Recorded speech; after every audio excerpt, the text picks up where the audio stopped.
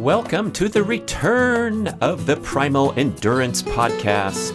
This is your host, Brad Kearns, and we are going on a journey to a kinder, gentler, smarter, more fun, more effective way to train for ambitious endurance goals. Visit primalendurance.fit to join the community and enroll in our free video course.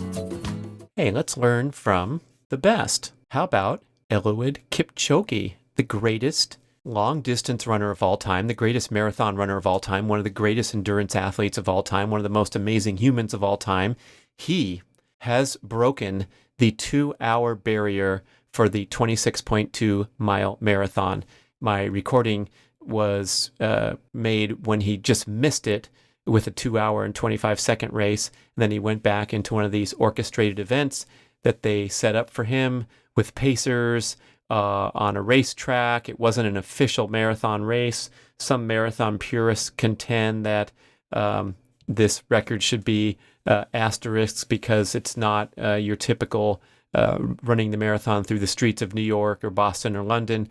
But what an achievement, and it is what it is. It's one of the greatest performances that we've ever seen in endurance. I'm going to rank it up there highly with Alex Honnold's ascent of El Capitan as memorialized in the movie Free Solo. But this guy clicked along, running 26 miles at a pace of 4 minutes 34 seconds per mile. That's 2 minutes and 50 seconds per kilometer, which is absolutely flying. And for perspective, they have a treadmill set up at Major Marathon. I saw some footage on social media where they had a treadmill going at that 4:34 pace, and people would jump on and get spit out the back right away. But even an accomplished runner couldn't hang with that for more than 100 meters. 4:34 would win most track meets in high school for the mile race, and this guy did 26 of them in a row. His training principles are really interesting and unique, and there's so much to learn from him. The main takeaway being that he never really puts himself into distress in training, unlike most contemporaries in endurance training, long-distance running. There's a constant struggle with breakdown, burnout, illness, and injury from overdoing it, but he's well under control at all of his workouts, week in and week out. He's like a machine. He works what could widely be considered to be very hard, but it's within his boundaries and limits. So that's the best takeaway that you can get from what Kipchoge does in training. And the guy is so quotable, so I encourage you to follow some links and read some of these really thoughtful quotes. He's like a poet, a philosopher, and also the greatest runner of all time. And so that tees up this discussion of his training habits and analysis, and it was assisted by publication on the internet where they have published in detail his training protocols, his times, his workouts, and so everyone has learned tremendously in the last years since he's shared this information with everybody very generously. So let's hear more about Eliud Kipchoge, the great Kenyan marathoner, 2-time Olympic gold medalist with an incredible resume highlighted by accomplishing the impossible, that 1:59 marathon. It's the magical, mythical 2-hour marathon barrier. Hey, maybe you're not an elite athlete, maybe you're a recreational competitor, but it's wonderful to watch what's happening at the very outer edge of human peak performance potential. And this amazing Kenyan marathoner by the name of Eliud Kipchoge is breaking records and approaching what was long believed to be impossible, and that is to run 26.2 miles in under 2 hours. Nike made a big deal about this and had this 1:59 project. There's a great documentary on YouTube. They train these top runners and got the best scientists in the world involved, and they scientifically designed training schedule and the perfect race course where they ran around a racetrack, had a bunch of pacers, and made this attempt. And Kipchoge ran a 2-hour and 27 minutes. It wasn't considered a world record because it didn't happen in a, quote, real race with real competitors. We had pacers and a pace car. So Kipchoge went out there to a real race, the Berlin Marathon, in mid-September 2018, and threw down a 2-hour, 1 minute, 39 seconds. This equates to an average pace per mile of 4 minutes and 38 seconds. Even if you don't know anything about long distance running and you head over to a high school track, 400 meters, and time yourself running as fast as you can for one lap, a full sprint, most likely you will not break a minute 10. And this is what he ran for 26 consecutive miles. So then envision a human taking off at that pace that you can hardly sustain for not even a half a lap and running all the way downtown or all the way to the jetty and back or whatever your reference point is for 26 miles. It's absolutely superhuman. There's a great article in theatlantic.com, quote, even if you couldn't care less about distance running or world records, Kipchoge's accomplishment is worth pondering for what it says about human endurance and what the body is capable of in terms of cardiovascular strength and muscle efficiency. Indeed, one of the reasons marathon running has become so popular is that it enables us ordinary runners to learn those lessons about our own endurance capacity, both physical and mental. Oh my gosh. So those of us that are into running and can fully appreciate what this guy's doing, oh my gosh, I remember working so hard starting in high school, trying to get my mile time down in the track meets and throwing down a 4:38 one day and celebrating that great achievement of breaking 4:40, whatever. And to imagine a human going on at this pace for 26 miles is absolutely mind blowing. Have a wonderful listener to the show named Jack McGinnis, who wrote me a really thoughtful email sending me to the research articles that have been published about Kipchoge. So I thought I would do a whole show about this wonderful achievement of the leading runner on the planet. And certainly now you have to call him the greatest marathon runner of all time. I believe he's won 9 out of 10 marathons that he's entered, all major marathons, including the Olympic gold medal in Rio down in 2016. 5'6", 115-pound dude. So if you're a little kid listening and you were too small for football or basketball, congratulations. There's a sport for you. It's called running. It's one of the most beautiful, simple, straightforward, personal battles where if you work hard, you'll get better. There's no barriers. There's no mean coaches or politics about the starting positions and who gets to play second base, the coach's son, blah, blah, blah, whatever. That's what's so nice is they turn on the stopwatch and whoever gets there first is the winner. Yes, you can improve if you work hard, but you have to do it right. And by and large, the running community, dating back to the running boom now 50 years ago or so, has been doing it disastrously wrong. Namely, overtraining and immersing into chronic exercise patterns that not only lead to performance stalls, plateaus, or regression, but also destroy your general health and everyday life. The rate of running injuries is so ridiculously high.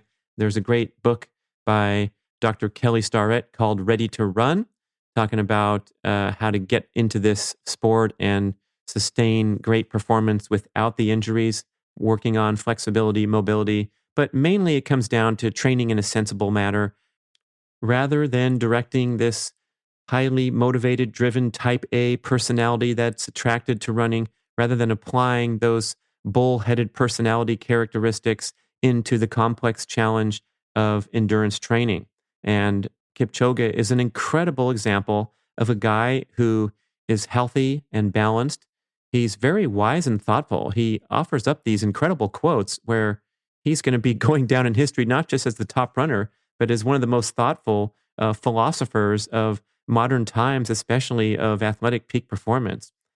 He's very well read. He's quoting the spiritual leaders of all times, and then he's quoting Stephen Covey in The 7 Habits of Highly Effective People. This guy from rural Africa, training his butt off all day long, but still has a chance to expand his mind and body and have a wonderful perspective about sport.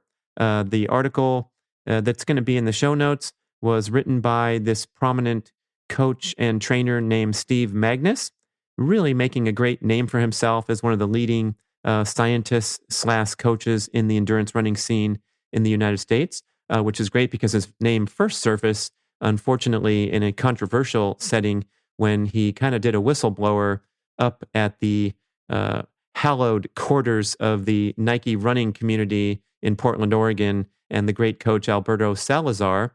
And Magnus didn't like some of the stuff he saw relating to them towing that delicate borderline from legal drug use and supplementation over into the dark side of doping. And we know that doping continues to be a massive problem in the endurance community in all sports, even many years post scandal when the lid was blown off of what we were seeing on television as basically a farce from the public point of view, thinking that these athletes were clean, when in fact everyone was doped up on incredibly enhancing drugs that transform performance from what you can do as a clean athlete. And we're trying to clean up all these sports today. We're certainly not there because doping positives come up all over the place, including recent Olympic Games where the dramatic step was taken to ban the great nation of Russia from the Olympic Games because of the widespread systematic doping that was happening and exposed in that country. So we're working on it, and one can hope that the leading athletes of today are clean. But really, when you come into context here, it doesn't really matter, because when you're seeing the person winning the gold medal, you can guarantee that we're competing on a level playing field. So if the top person is doping, I guarantee you that the second, third, fourth, fifth, seventh, 12th, 14th, and 21st athletes are also doping. Unfortunately, when Kipchoge is breaking these barriers never before seen, I'm sure his name will always be in the mix with people wondering if the leading athletes are clean or not. And here's me putting in a vote for believing that these athletes are doing everything they can to live an optimal lifestyle, training beautifully, and not needing that performance enhancing element that has often been a shortcut for athletes who were not leading the clean life or getting enough sleep or training sensibly or eating the right foods. So the doping kind of covers up and washes away some of those lifestyle imperfections because the effect is so profound. And I'm believing that because these sports really are cleaning up and the penalties are so severe, that the leading athletes of today are doing things like sleeping in an altitude tent and eating nutritious foods and getting all the right recovery and prevention, rehabilitation so that they're not breaking down, putting less stress on their joints, learning how to run with greater technique, better exercise physiology so we can guard against these overtraining patterns by identifying them before they rear their ugly head. All that great kind of stuff is where I'm hoping that the state of elite sports are today. But let's get into the particulars of the analysis by Steve Magnus on Kipchoge's training method. The big takeaway point: hey, if you have to go right now, if someone's calling you at work into the meeting and this is all you listen to, you know what? There's no secrets here. This guy works hard. He's extremely consistent, but he never goes over that edge that all endurance athletes that I've met and coached and associated with were always teetering right on that edge of breakdown, burnout, illness, and injury.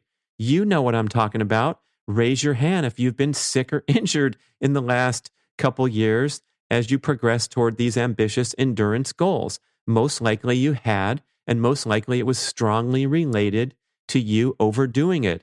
Sorry, it wasn't the preschool gathering where the cupcake party and someone else was sick. It was because your resistance was low because you overtrained. So here's this guy at the very top of sport, never trashing his body.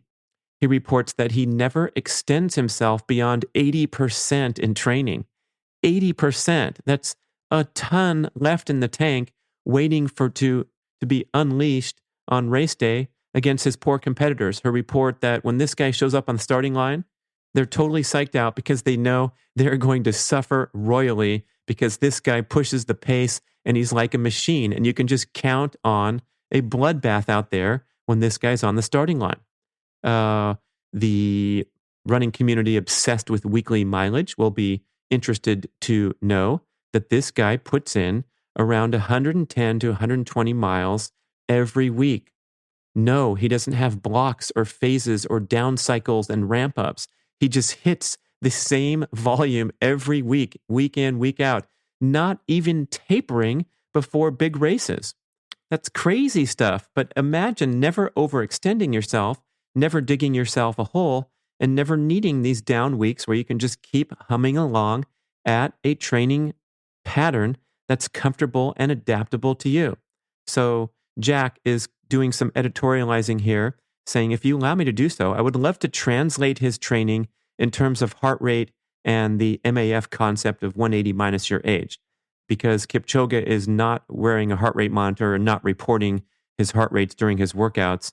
The analysis is required when we're talking about his training pace versus his marathon pace.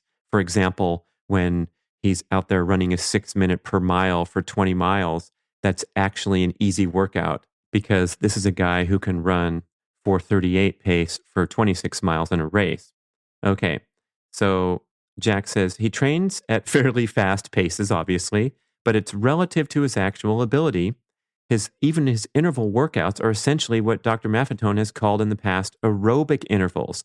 I'll bet if he was wearing a heart rate monitor, his heart rate would hardly ever exceed MAF plus 5 beats. Hey, Jack says, let's give this guy 5 beats for training consistently over the past decade and almost breaking bloody 2 hours in the marathon.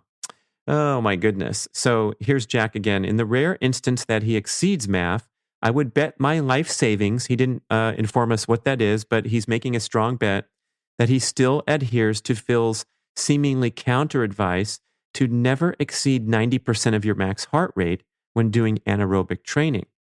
I would emphasize that almost no recreational athlete buys this maxim when they do finally make it through base training and start hitting it hard with the intense workouts. In other words, most of us listening, when it's time to go unleash the beast onto the track and do a speed workout, whether it's quarters with the Tuesday night group or tempo run or intervals, almost all of us are jacking that heart rate above the 90% mark. Because remember, most of us, let's say between the ages of 20 and 50 or something, our maximum heart rate is somewhere around 200, maybe 190, whatever. So if you take 10% off that, if you have 90% as your ceiling, we're talking about 17, 18, 20 heartbeats. So maxing out your hardest workouts at 173 or 180 or what have you is dramatically different than hearing that thing beep and struggling to keep pace with the fast people in your pack and you're going at 193 or 187. The breakdown and the recovery time required after you extend past 90% of max heart rate is significant. I am extremely disappointed that I didn't hear this advice during my triathlon career because I can imagine just leaving something in the tank on all 57 of those workouts, my hardest workouts that I ever did over my 10-year career. Oh, yes, remember, Andrew, when we did 8 quarters in 62 to 64 with a short jog in between them and killed ourselves and thought, oh boy, now we're ready for the next race. We had a wonderful workout. Or when I raced my late friend Don Weaver from the bottom of the canyon to the top, and we broke 15 minutes hauling ass on this uphill trail, high-fiving at the top. This stuff was all leaving it on the training ground rather than applying it to the race as competitive athletes where we had strong competitive goals. So never exceeding 90% of your max heart rate when you're going hard. And then that concept from Kipchoge, not to confuse you, but when he says he never extends himself beyond 80%, he's giving that overall big picture perspective where he's just going and humming along on workouts that, sure, they're pretty difficult even to him, but he's not killing himself. Back to Jack's commentary. I'm confident in my assertions, having put my true running geekery to the test and reading through and deciphering his log multiple times. He actually published his training log in its entirety on the internet. How cool is that? Oh my gosh. The only thing that he does that's a bit counter to the primal endurance ideology is the fact that he has quite a constant schedule. In other words, there's none of this rest or things that we emphasize so strongly for the average person. He typically has 4 easy days per week. These are runs where he's 1 to 2 minutes per mile slower than his marathon pace. So remember, if you're a 4:38 guy for marathon for your longest race, and he's going 6:30s, consider that yourself if you're extrapolating. And remember, we have to do the ratios here. So it's not like 2 minutes per mile slower for you. It might be 3 minutes per mile slower than your marathon pace that you train at frequently. Do you? Probably not, huh? Because that's way too slow and you don't feel like you're getting a workout. And there's a quote from the article where on his easy day, uh, where is it? Oh, quote, his recovery day seems to be when he goes out for a run just once that day. So instead of twice, most elite athletes run twice a day. So he's only doing one run per day, covers an easy 18 to 20K, that's 10 to 12 miles. And some of these runs start out at an astonishing 6 minutes per kilometer pace. So here's the number one athlete in the world running that's hour-long 10K pace, right? So what is that? 12-minute miles. The guy's starting out his runs at 12-minute miles. I'm sure he's speeding up and probably eventually hitting 6:30s or something that's still ridiculously easy to him. He's just going out there, getting a sweat, breathing, and serving to support his recovery, just as we talked about with Joel Jameson on that great podcast, where if you go in and do some specific protocol, get the blood flowing, get the oxygen going, get your body moving, but not stressing your body, that can actually help support and speed up recovery. Back to Jack's analysis. The recovery runs are 1 to 2 minutes per mile slower, and that would mean his heart rate is 20 to 30 beats below maximum aerobic function, 180 minus age plus 5. Okay? So the world's number one is doing quite a lot of runs, 4 days per week at 20 to 30 beats below MAF heart rate. But Brad, that would mean I'd be walking. How ridiculous of a notion. No, it's an actual training effect that you get at the low level aerobic exercise that will have a profound positive influence on your racing performance. So if it happens to be a brisk walk because you're a 2-hour half marathon person at this point, or you're a 12-hour Ironman person, so be it. Go out there, enjoy the training effect, realize what it feels like to train properly in the manner of the great elite athletes of the planet. And don't push yourself day in and day out, bumping up that MAF heart rate maximum, thinking you're being a good boy or a good girl just because the watch is not beeping. Realize that Kipchoge is going 4 days a week at 20 to 30 beats below MAF. Back to the commentary. Then Kipchoge runs hard, and Jack puts this in quotes, 2 to 3 times a week. But these runs are as follows.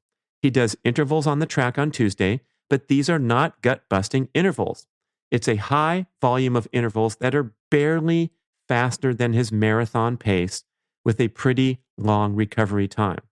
I would imagine he's barely getting his heart rate over MAF as a result. Think about it. That's thousands, not at 5K race pace or faster, but at marathon pace with an equal recovery time. That's an interval workout, but it's easy. It's not troubling or overly stressful for him.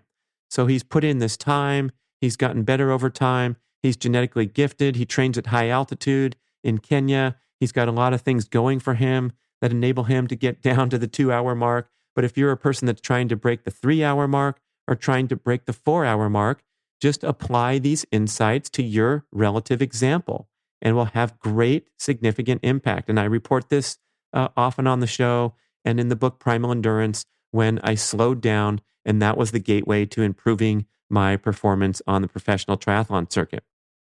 On Thursday, Kipchoge does an up-tempo log run with a pace that's 30 seconds or more per mile slower than marathon pace. Again, probably hardly ever exceeding maximum aerobic heart rate. On Saturday, his session epitomizes the concept of aerobic intervals. It's a fartlek run where his short pickups get to faster than marathon pace. But again, this is the furthest thing in the world from the typical practice of runners doing fartleks where you shoot to run into oxygen debt and then ease up. No, he's just kind of opening up his stride, getting up to maximum fat burning, and then backing off. Oh my gosh. It's almost too much to understand or to process that this guy is training in such a minimally stressful manner when comparison to the average Joe. Jack's talking about his own experience trying desperately to walk on to the University of Georgia's cross country team back when they were a top 15 program in the country. I thought that I just needed to do more mileage, more workouts, more speed. And I finally realized that maybe running a 1435K was not in my genetic potential. And I let the pressure release from that more mindset. Surprisingly, within a few months of less total miles and less intensity, I got my 8K time. That's the usual cross country meet, which is just about 5 miles. I got my 8K time down to 25:30. So this guy's running 5-minute miles over terrain, a fabulously fit runner. He also mentions his roommate, who's a sub-elite performer, who's just over 4 minutes in the mile. So a very, very accomplished young runner. Certainly not in the same category as Kipchoge, but Jack reports that his roommate's workouts are faster than Kipchoge's. What's up? More from Jack. I think that's very telling that the general problem in American distance running as a whole is too many type A runners who obsess over their workouts and paces, then fail to take care of the little things. And those little things would be a simple, clean living lifestyle with good food, plenty of sleep, making the effort to develop yourself as a person rather than just have this narrow, obsessive focus on running fast. And that comment there was a blend between Jack and I exchanging emails, but we both agree that the state of organized running in America, especially for youth, is absolutely disastrous.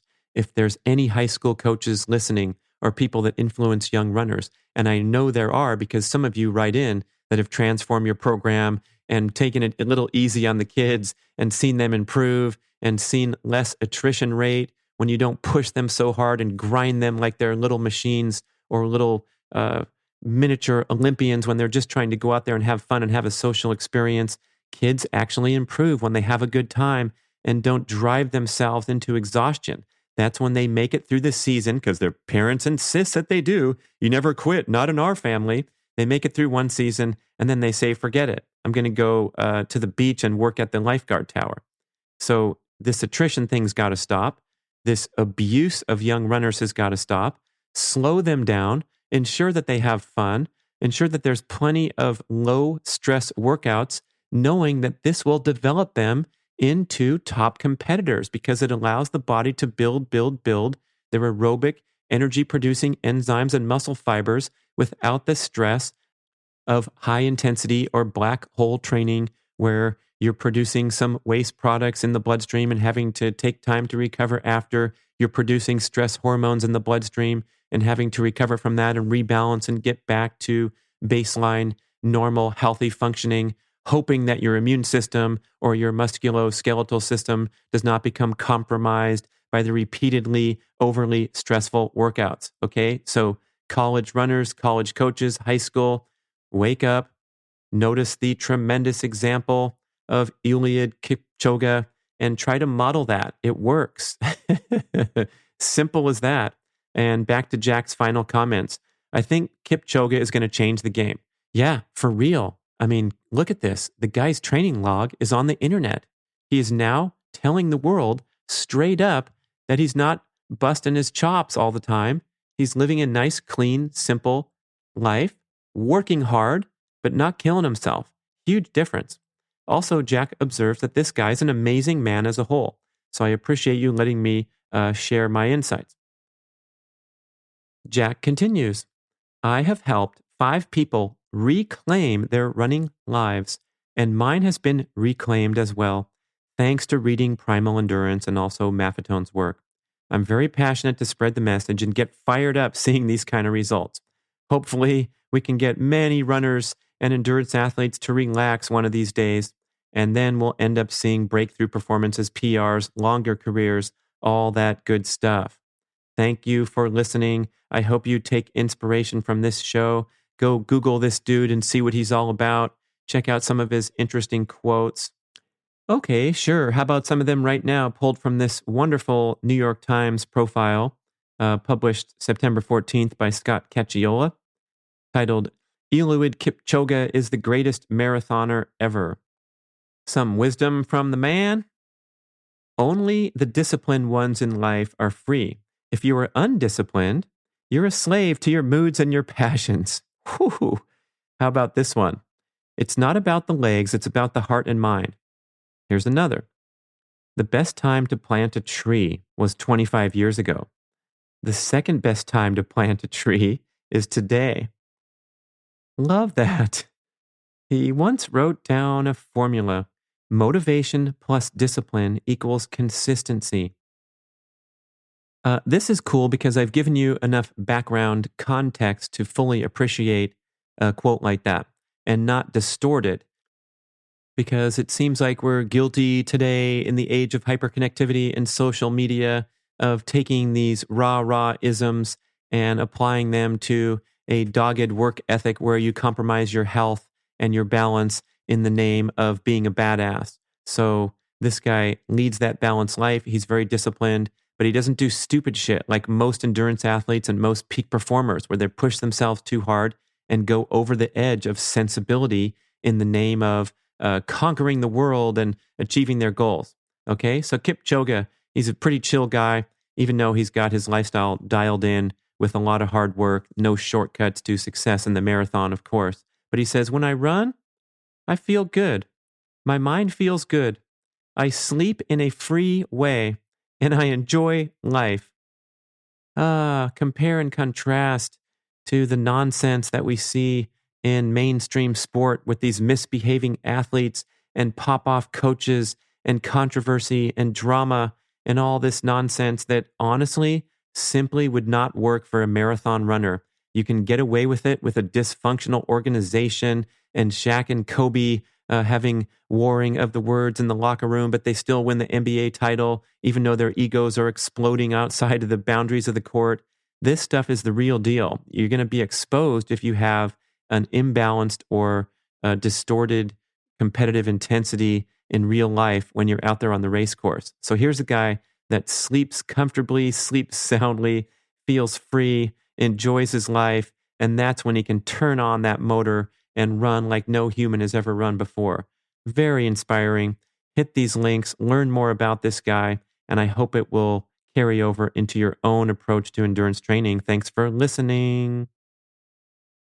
And don't forget to check out primalendurance.fit, the wonderful mastery course with hundreds of videos from dozens of the world's leading experts in endurance training, a lot of them thankfully echoing this relaxed, casual, intuitive approach to endurance training. It's really time for a transformation from the dated, destructive, no pain, no gain mentality, the chronic exercise patterns, into something that's free and fun and, of course, disciplined. And, of course, there's the hard work and the struggle that gives meaning and richness to life, as Dr. Roger Bannister said, but not struggling in a stupid way, like struggling to maintain your workout pattern when you have a sore throat or running your tight, painful shin over and over until it turns into a stress fracture. This is the type of struggling that we have to get rid of, and we have to embrace this evolved mindset. So many experts that I talked to in the course, the Olympic gold medalist Simon Whitfield, the great Ironman champion Tim DeBoom, sitting down for lengthy interviews that they've never spoken about this before. It's the only place you can find this kind of content. So go around there, browse. There's a series of 7 free videos to really see what you're about to invest in with this course, but it will change your life and it will change your approach to endurance training. I'm remembering the great commentary from Simon Whitfield sitting on the rocks overlooking the coastline in Victoria, British Columbia, reflecting back on his career as an Olympic gold medalist, an Olympic silver medalist, and all the stuff that he did wrong that he regrets, and the things that really worked for him, and that free spirit that he had when he was a 25-year-old nobody and came out of nowhere with an incredible sprint finish in Sydney, Australia to win the first ever gold medal in triathlon. Don't you want to hear more about that? It's all there in the course. It's like magic. So sign up for it right now. And because I'm so excited, I'm giving you this top secret 20% discount on your enrollment fee when you visit primalendurance.fit. Brad20, BRAD 20. That's it. Shh, thank you. Go check it out. I hope you enjoyed this episode and encourage you to check out the Primal Endurance Mastery course at primalendurance.fit. This is the ultimate online educational experience where you can learn from the world's great coaches and trainers, diet, peak performance, and recovery experts, as well as lengthy one-on-one interviews from several of the greatest endurance athletes of all time, not published anywhere else.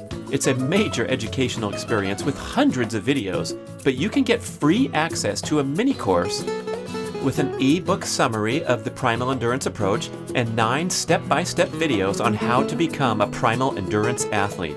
This mini course will help you develop a strong basic understanding of this all-encompassing approach to endurance training that includes primal-aligned eating to escape carbohydrate dependency and enhance fat metabolism, building an aerobic base with comfortably paced workouts, strategically introducing high-intensity strength and sprint workouts, emphasizing rest, recovery, and annual periodization, and finally, cultivating an intuitive approach to training instead of the usual robotic approach of fixed weekly workout schedules. Just head over to primalendurance.fit and learn all about the course and how we can help you go faster and preserve your health while you're at it.